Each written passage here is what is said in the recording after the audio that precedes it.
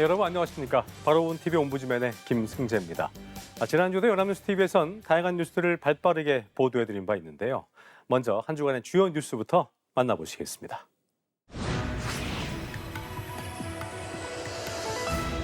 해양수산부 장관의 직을 내려놓고 당당하게 응하는 것이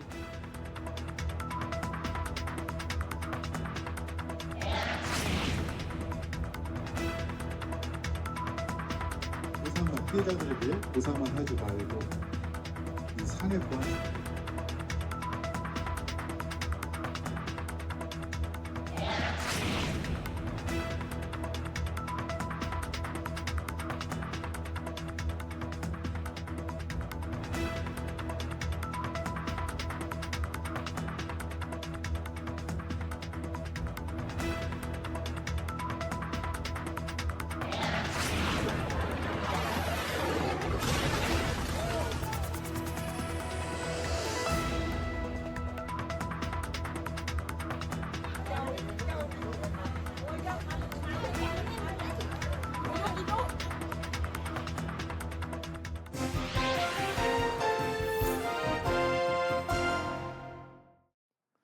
한 주간 보도 내용을 짚어보는 연합뉴스 TV를 말한다 최미연입니다. 통일교의 정치권 로비 의혹과 관련해 최근 법정 증언과 특검 판단, 그리고 건진법사 전성배 씨의 녹취까지 공개되며 파장이 확산되고 있습니다. 통일교의 정치권 지원 관련 진술이 향후 전국에 어떤 파장을 불러올지 연합뉴스 TV 보도를 통해 짚어보겠습니다. 어제 서울중앙지법에서 열린 한학자 총재의 재판에 출석한 통일교 지역 관계자는 통일교가 국민의힘뿐 아니라 민주당과의 인연을 맺기 위해 노력했다고 증언했습니다. 이 증인은 통일교가 특정 후보나 보수 진영에만 국한돼 정치적 지원을 했다는 주장은 성립하기 어렵다고 밝혔습니다. 김건희 특검은 통일교의 민주당 후원 의혹과 관련한 진술을 확보했지만 해당 사안은 특검법상 수사 대상이 아니라고 밝혔습니다. 윤영호 전 통일교 세계본부장은 통일교가 국민의힘뿐 아니라 민주당 인사들에게도 접근했다고 진술한 바 있습니다. 특검은 해당 진술에 대해 내사 사건 번호를 부여한 뒤 향후 경찰이나 검찰 등 다른 수사기관에 인계할 방침이라고 밝혔습니다. 지난 9일 서울중앙지법에서 열린 전성배 씨 재판에서 전 씨가 통일교 간부와의 통화에서 윤석열 전 대통령의 당선은 통일교 덕분이라고 말한 녹취가 공개됐습니다. 이 통화에는 김건희 여사도 이를 납득했다는 발언도 포함됐으며 고가의 다이아몬드 목걸이와 샤넬 가방 등 선물 5점이 증거로 제시됐습니다. 김건희 씨에 대한 증인 신문은 오는 15일 진행될 예정입니다. 보도는 통일교가 여야 정치권 전반과 폭넓게 접촉해왔다는 정황, 특검의 제한된 수사 범위 판단, 그리고 건진법사 발언이라는 자극적 증거를 나란히 제시하며 사건의 외형적 파장을 비교적 충실히 전달하고 있습니다. 그러나 통일교의 정치 개입이 구조적으로 어떤 방식으로 이루어졌는지, 종교 권력과 정치 권력이 결합할 때 발생하는 민주주의적 위험이 무엇인지에 대한 분석은 충분히 제시되지 않았습니다. 특히 특검의 수사 대상 아닌 판단이 법률적으로 어떤 한계를 지니는지, 그로 인한 수사 공백이 어떤 문제를 낳을 수 있는지에 대한 설명이 보완되어야 할 것입니다. 사법개혁 쟁점 법안을 둘러싸고 더불어민주당과 국민의힘의 강대강 대치가 격화되는 가운데 민생 법안 처리와 필리버스터를 둘러싼 전국 혼란이 이어지고 있습니다. 이번 국회 대치가 앞으로 어떤 정치적 파장을 불러올지 연합뉴스 TV 보도를 통해 살펴보겠습니다. 지난 9일 정기국회 마지막 본회의가 열렸습니다. 민주당은 내란 전담 재판부와 법 왜곡죄 등 사법개혁 법안 처리 대신 비쟁점 민생 법안부터 우선 처리하겠다는 입장을 밝혔습니다. 당 내부는 물론 조국 혁신당에서도 위헌 가능성에 대한 우려가 제기되면서 속도 조절에 나섰습니다. 반면 국민의힘은 민주당이 사법개혁 기조를 유지하는 한 어떤 법안이 상정되더라도 필리버스터로 맞서겠다는 방침을 유지했습니다. 이에 따라 가맹사업법 개정안을 포함한 본회의 처리 과정 전반이 여야 강대강 대치 속에서 파행을 겪을 가능성이 커졌습니다. 지난 8일 연합뉴스 TV 보도에 따르면 민주당은 내란 전담 재판부 설치법과 법 왜곡죄 신설안의 위헌 소지를 보완해 처리하겠다는 입장을 밝혔으며 정청래 대표는 필요한 수정은 과감히 하겠다고 밝혔습니다. 반면 국민의힘 장동혁 대표는 독재 악법으로 규정하며 쟁점 법안 강행 처리에 대비해 장시간 의원 총회와 함께 의원 60명씩 교대 투입하는 필리버스터 대응 전략을 준비한 것으로 전해졌습니다. 보도는 사법개혁 쟁점 법안을 둘러싸고 양당의 정치적 충돌 구도를 중심으로 전달하고 있습니다. 민주당의 속도 조절과 국민의힘의 필리버스터 대응은 각각의 정치적 전략으로 설명되지만 내란 전담 재판부와 법 왜곡죄의 구체적 내용과 위헌 논란의 핵심 쟁점에 대한 충분한 설명이 필요해 보입니다.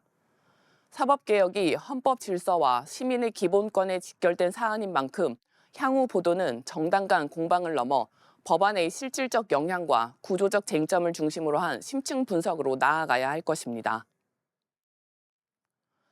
쿠팡의 대규모 개인정보 유출 사태로 이용자 불안과 분노가 커지는 가운데 집단 소송과 탈팡 현상까지 이어지고 있습니다. 이번 사태가 국내 이커머스 시장 전반에 어떤 변화를 불러올지 연합뉴스 TV 보도를 통해 알아보겠습니다. 쿠팡의 대규모 개인정보 유출 사태 이후 고객 이탈, 이른바 탈팡 현상이 가속화하고 있습니다. 일부 피해 소비자들은 쿠팡의 미흡한 사후 대응에 실망해 탈퇴를 결정했다고 밝혔습니다. 이번 사태는 국내 이커머스 시장 구도 변화 가능성으로도 이어지고 있습니다. 업계는 반쿠팡 연대 전략을 강화하고 있으나 단기간 내 1위 교체는 어렵다는 전망이 우세한 상황입니다. 쿠팡의 대규모 개인정보 유출 사태로 이용자들의 불안과 분노가 커지고 있습니다. 특히 유출 이후 5개월 동안 별도 안내가 없었다는 점에 대해 강한 불만이 나오고 있습니다. 이로 인해 피해자들의 집단 소송 참여 움직임이 확산되고 있으며 쿠팡이 직접적인 피해가 없다는 이유로 사과에만 그치고 있다는 비판도 제기됩니다. 이용자들은 재발 방지 대책과 실질적인 소비자 보호 조치 마련을 강하게 요구하고 있습니다. 쿠팡의 대규모 개인정보 유출 사건과 관련해 경찰이 전담 수사팀과 수사관을 투입해 유출 경로와 원인을 규명하기 위한 강제 수사에 착수했습니다.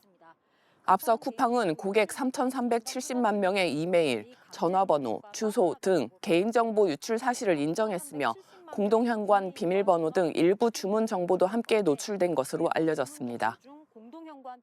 쿠팡 개인정보 유출 관련 보도는 이용자 불안에서 집단 소송, 그리고 고객 이탈과 시장 영향으로 이슈를 다양한 관점에서 단계적으로 확정하며 사안의 파급력을 효과적으로 전달했습니다. 특히 쿠팡의 미흡한 대응에 대한 소비자 분노와 탈팡 현상을 중심으로 사건의 중대성을 잘 부각했습니다.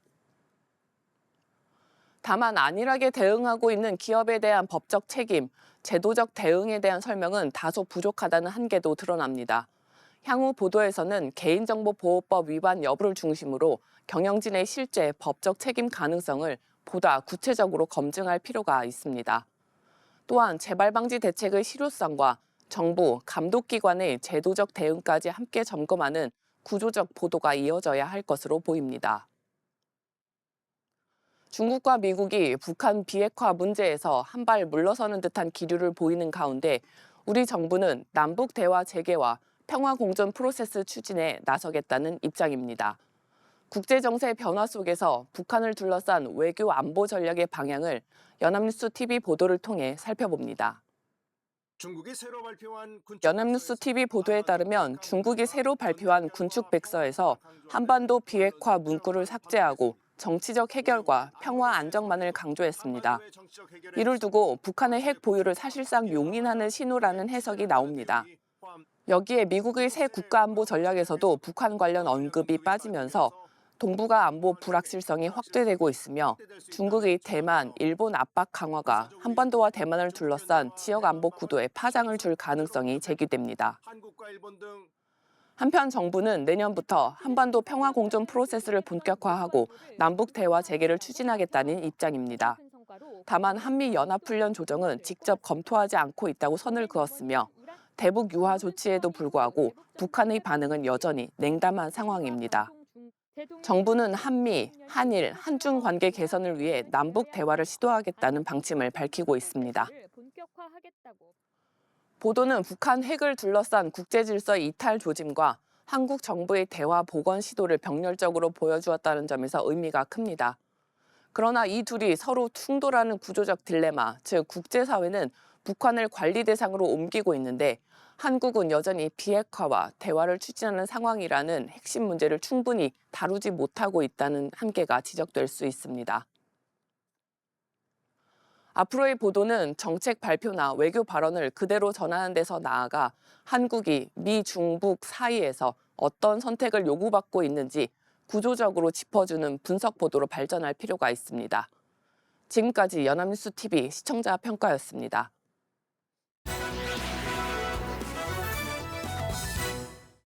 네, 이번 시간은 주말에 방영되는 제작 프로그램을 대학생의 시선으로 분석 및 평가해보는 시간이죠. 캠퍼스 TV 리포트입니다. 이번 주에는 인천대학교 오정화 학생과 함께하겠습니다. 어서 오십시오. 안녕하세요. 네, 자, 정화 학생 지난주에 어떤 프로그램 모니터링했습니까? 네, 저는 매주 토요일 오후에 방송되는 연중기획 하모니를 모니터링했습니다. 네. 지난 방송에서는 전주에서 쌀국수 가게를 운영하는 한국살이 19년 차 인생 2막에 도전하고 있는 베트남댁 똑순이 수진 씨의 이야기가 소개됐습니다. 식당 운영이 처음이지만 고향의 맛과 정성으로 손님들과 소통하는 모습이 담겼는데요. 지금부터 함께 만나보시죠.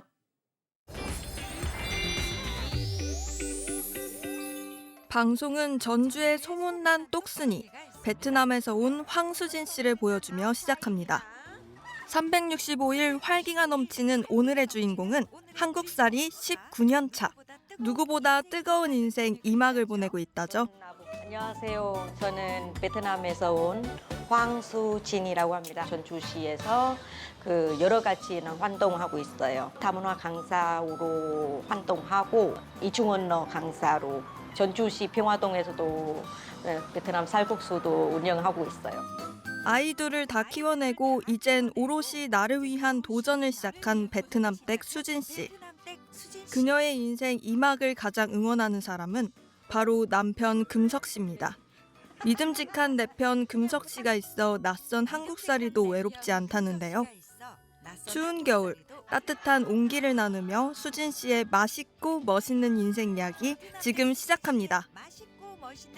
비빔밥의 고장 전주에서 베트남 쌀국수로 승부를 건 주인장 수진 씨입니다. 식당 운영은 이번이 처음이라네요. 재료를 살 때도 눈으로 보고 직접 사야 마음이 편하다는 수진 씨. 문을 연 지 1년도 안 된 터라 손님이 많진 않지만 준비해야 할 건 산더미입니다. 그래서 얼마 전 든든한 지원군을 모셨는데요. 바로 수진 씨의 어머니입니다. 한국의 쌀국수집은 많지만 수진 씨의 음식에는 고향의 맛이 진하게 배어 있다는데요. 가게벽에 그려진 베트남 지도에서 수진 씨가 가리키는 건 하노이에서 1시간 거리인 하이퐁시. 여기가 수진 씨의 고향이라고 합니다. 하이퐁시 쌀국수도 베트남 쌀국수로 잘 알려진 남딘 스타일의 쌀국수라고 하네요. 식당을 하기 전에는 다문화 이해교육 강사를 했다는 수진 씨. 한국에서 아이를 키우며 깨달은 지식과 강점들을 많은 이들에게 알려주고 싶었다는데요. 아이들이 각자의 시간을 보내기 시작하자 그동안 꿈꿔온 쌀국수집을 열게 된 것이죠. 미안하게, I'm sorry. 그만 좀 넣어, 나 좀 넣게. 많이 드릴게요. 걱정하지 마. 이건 더 드릴게요. 아이고, 걱정한 거 없어요. 그냥 부족하면 더 드릴 테니까 편하게 드세요. 지나가버렸네. 수진 씨의 푸짐한 임신까지 더해 향긋한 쌀국수를 맛보는 손님들. 고향 음식이 그리운 베트남 사람들의 발길도 끊이지 않는데요. 모두 수진 씨와도 친한 이웃들이랍니다. 베트남 사람들이 오니 못 보던 식재료가 등장하는데요. 한국의 토란대와 비슷한 아삭한 식감의 베트남 채소입니다. 고향 친구들을 위해 생선 튀김과 베트남 채소를 올린 북부식 생선 쌀국수를 만들었습니다. 메뉴판에도 없는 특별한 요리인데요. 진한 고향의 맛을 느끼게 해주고 싶어 종종 만들어준다네요. 타국에서 맺은 귀한 인연입니다. 진짜 맛있어요. 제가 한국 차 마차와 언니의 선생님이야. 아, 선생님이셨어요? 무슨 선생님이셨는데요? 베트남 선생님? 그러니까 이것저것 가르쳐주는 선생님? 네. 같은 시각 수진 씨의 남편 금석 씨가 일하는 금속 레이저 가공 공장에 왔습니다. 철판이나 알루미늄 같은 금속판을 용도에 맞게 절단기로 정밀하게 잘라내는 작업을 하고 있는데요. 금석 씨가 이 기술을 배운 지는 그리 오래되지 않았습니다. 원래는 중화 요리집을 하다가 기술 배우는 게 더 나을 것 같아서 시작했다는데요. 함께 일하는 사람들은 그냥 동료가 아닙니다. 금석 씨의 둘째 형님이 운영하는 곳에서 삼형제가 같이 일을 하고 있습니다. 남편의 전화 한 통에 서둘러 닭볶음탕을 만드는 수진 씨. 한두 번 해본 솜씨가 아닌데요. 닭볶음탕에 이어 겉절이까지. 고춧가루, 마늘, 젓갈까지 들어가는 재료만 해도 한가득입니다. 손이 많이 가는 겉절이지만 남편과 남편의 친구들이 맛있게 먹을 생각만 하면 힘든 줄도 모른답니다. 재수 씨, 이거 더 주세요. 아니 맞는지 맛있는지요, 맛 없는지도 모르겠지만 근데 더 달라고 하면 또 좋아. 아, 더 달라고 하면 맛있다라는 거죠, 뭐. 기분도 더 좋아요. 맛있게 보여?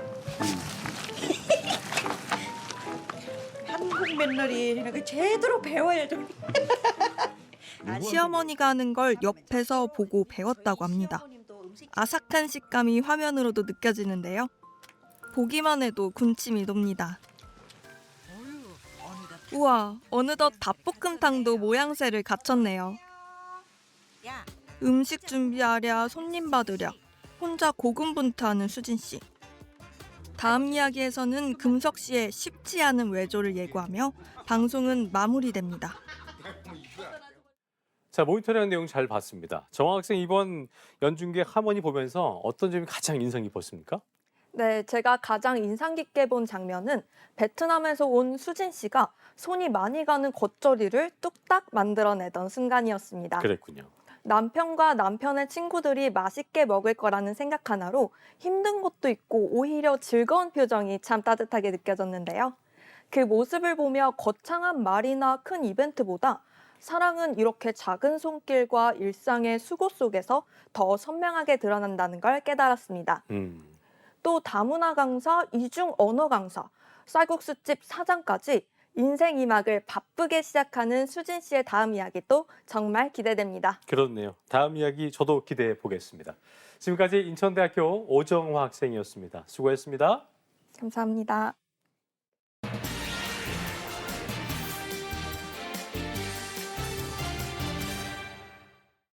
쿠팡의 개인정보 유출 사고로 인한 파장이 커지고 있습니다. 언론은 얼마나 털렸는가도 중요하지만 그보다 왜 이렇게까지 허술했는가에도 주목을 하고 있는데요. 기업의 보안 의식과 정부의 역할, 그리고 우리가 플랫폼에 기대해온 신뢰까지 흔들리게 된 사고이자 사건이었습니다. 오늘 TV와 비평에서 관련 내용 자세히 짚어보겠습니다. 도움 말씀에 국가공무원 인재개발원 김진숙 교수와 함께하겠습니다. 어서 오십시오. 네, 안녕하세요. 네, 참 이게 국내 최대 전자상거래 업체죠. 쿠팡의 대규모 개인정보 유출 사고이자 사건의 파장이 커지는 모습입니다. 네. 소비자부터 소상공인도 그렇고 관련 업계까지 상황을 예의주시하고 있는데 먼저 언론이 이번 사건에 대해서 어떻게 보도하고 있는지부터 좀 짚어주시죠. 네, 쿠팡 본사에 대한 압수수색에 이어서 네. 이제 국회 청문회까지 예정이 돼 있는 가운데 갈수록 파장이 커지고 있습니다. 언론에서는 이번 사건에 대해서 사실상 전 국민이 피해를 당한 수준이라고 전했습니다. 예. 유출된 계정 수가 3,370만 명에 달하는데 이 같은 수치는 성인 4명 중 3명꼴이라는 점에서 그 심각성을 강조했습니다. 특히 개인정보를 유출한 용의자로 퇴사한 직원이 지목되면서 쿠팡 내부 통제의 허점과 또 허술한 서버 보안 문제가 지적이 됐습니다.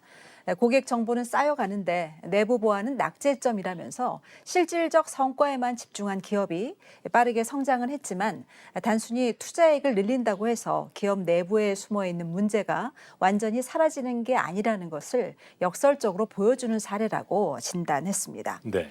유출 정보의 범위와 관련해서도 비판적인 논조인데요. 비밀번호나 결제 정보는 포함되지 않았다는 쿠팡 측의 설명에도 불구하고 주소나 연락처의 정보 노출만으로도 2차 피해 가능성이 높다는 점을 지적했습니다.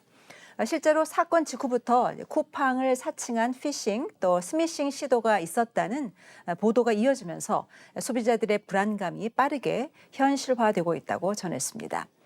쿠팡이 방대한 데이터 축적 속도에 맞춰서 내부 보안 인력이나 접근 권한 모니터링 시스템 등 이런 것을 이제 충분히 확보하지 못했다는 그런 지적이 일고 있는 것입니다.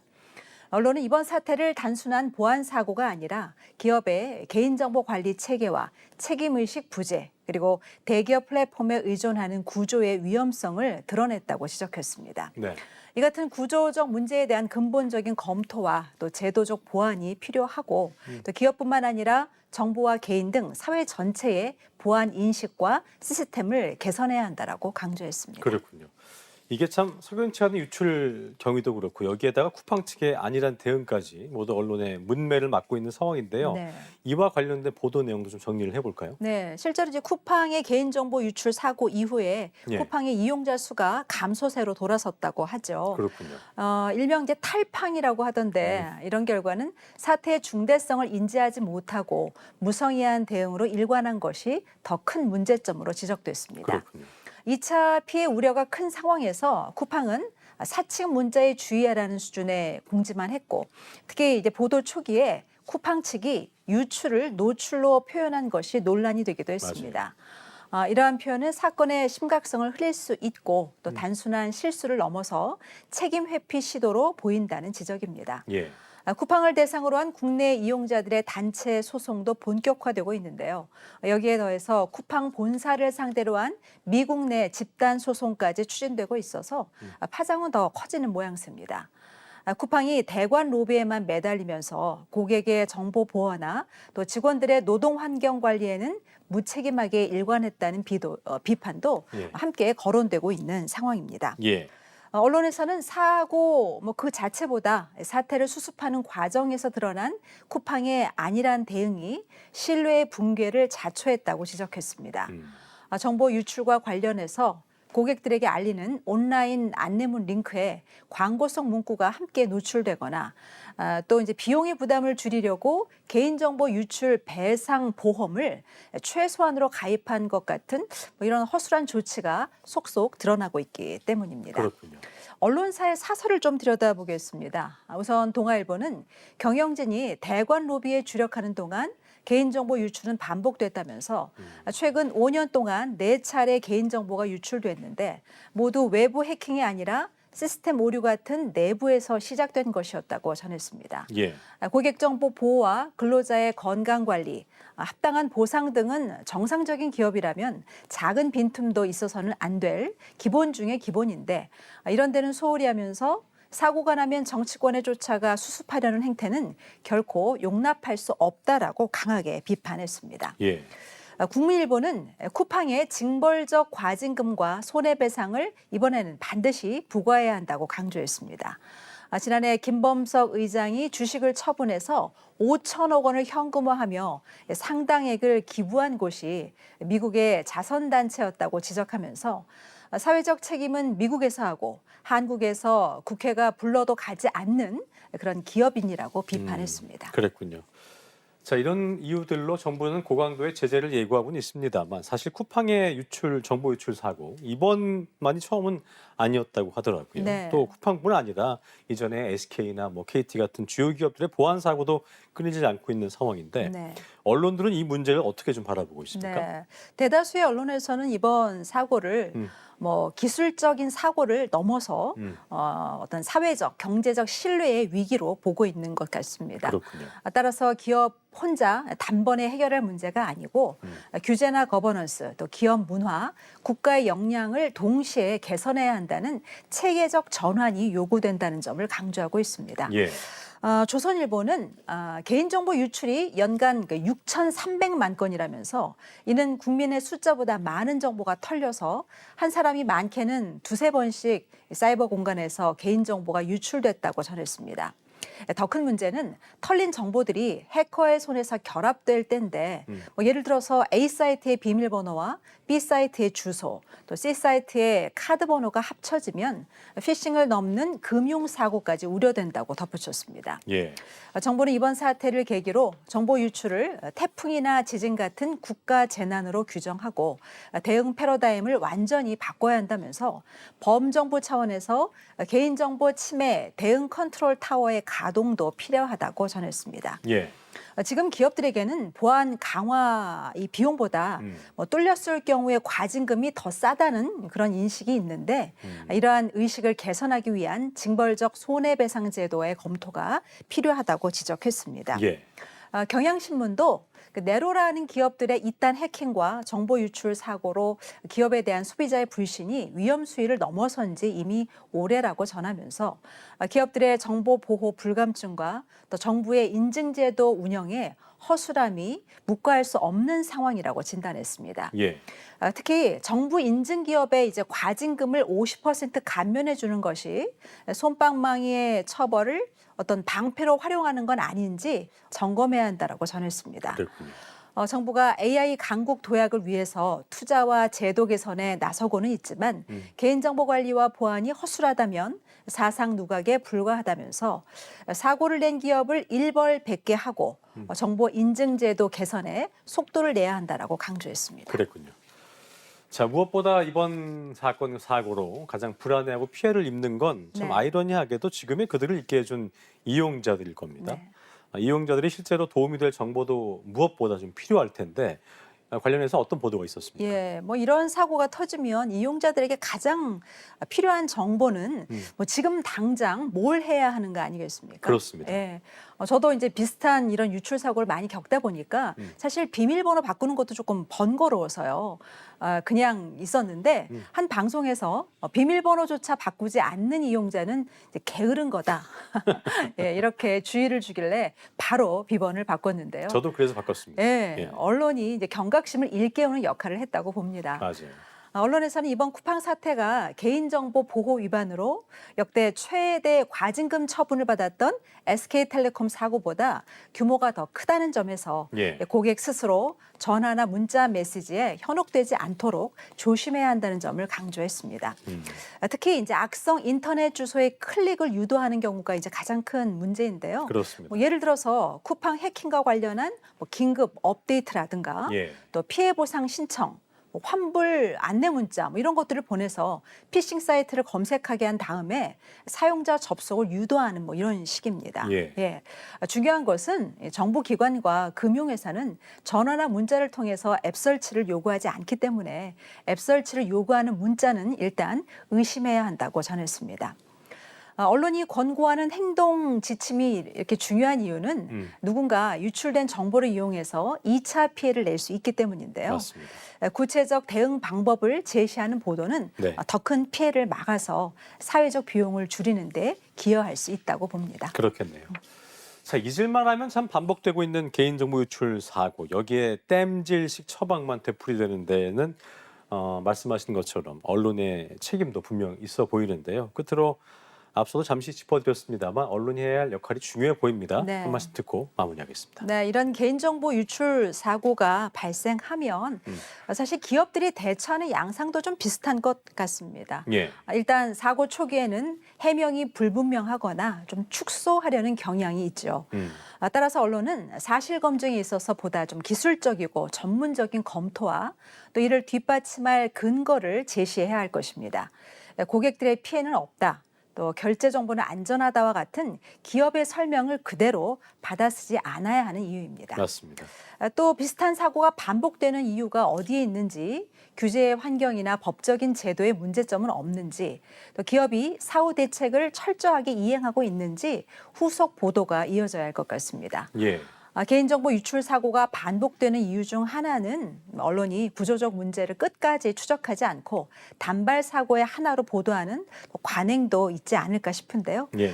단순한 전달을 넘어서는 언론의 책임 의식이 더 필요해 보입니다. 네, 언론이 꼭 기억해야 할 내용까지 잘 들어봤습니다. 지금까지 도움 말씀에 국가공무원 인재개발원 김진숙 교수와 함께했습니다. 오늘 말씀 고맙습니다. 네, 감사합니다. 자, 저희 옴부즈맨 제작진은 여러분의 소중한 의견들을 기다리고 있습니다. 방송을 보시고 느낀 소감을 연합뉴스 TV 홈페이지 내 시청자 게시판이나 SNS로 보내주시면 됩니다. 저희는 다음 주 이 시간 다시 인사드리죠. 여러분 고맙습니다.